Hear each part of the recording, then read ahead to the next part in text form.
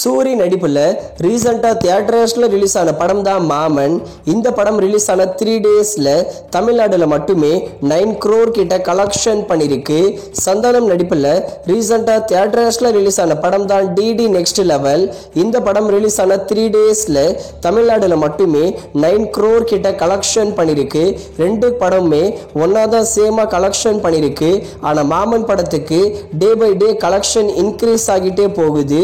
DD next level படத்துக்கு day by day increase ஆகாம குறைஞ்சிட்டே போகுது. ஃபைனலா இந்த ரெண்டு படங்களும் எவ்வளோ கலெக்ஷன் பண்ண போகுதுன்னு வெயிட் பண்ணி பார்க்கலாம். அடுத்ததா தொடரும். இந்த படத்துல மோகன்லால் தான் லீடா நடிச்சிருக்காரு. இந்த தொடரும் படம் மலையாளம் சினிமாலேயே பிளாக் பஸ்டர் ஹிட் ஆகிருக்கு. வேர்ல்டு வைடா 200 crore மேல கலெக்ஷன் பண்ணிருக்கு.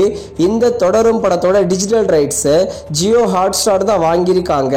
மோஸ்ட்லி வர மே 29 தொடரும் படத்தை ஜியோ ஹாட் ஸ்டார்ல தமிழ், தெலுங்கு, மலையாளம், ஹிந்தி, கன்னடான்னு எல்லா லாங்குவேஜிலும் ஸ்ட்ரீமிங் பண்ணுவாங்க. அடுத்ததா ஹிட் தேர்ட் கேஸ். இந்த படத்துல நானி மற்றும் ஸ்ரீநிதி ஷெட்டி சேர்ந்து நடிச்சிருக்காங்க. இந்த படம் 100 கோடி மேல கலெக்ஷன் பண்ணி பிளாக் பஸ்டர் ஹிட் ஆகிருக்கு.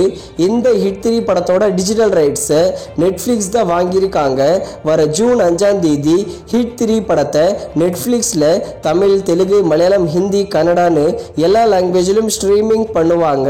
அடுத்ததா தக் லைஃப் மணிரத்னம் டைரக்ஷன்ல உலக நாயகன் கமல்ஹாசன் மற்றும் சிம்பு சேர்ந்து நடிச்சிருக்கிற படம். இந்த தக் லைஃப் படத்தோட சென்சார் இப்போ கம்ப்ளீட் பண்ணியிருக்காங்க. இந்த படத்துடைய ரன் டைம் 2 hours 45 minutes கிட்ட ரன் ஆகுதா. பெர்ஃபெக்டான ரன் டைம் வந்திருக்கு இந்த தக் லைஃப் படத்துக்கு.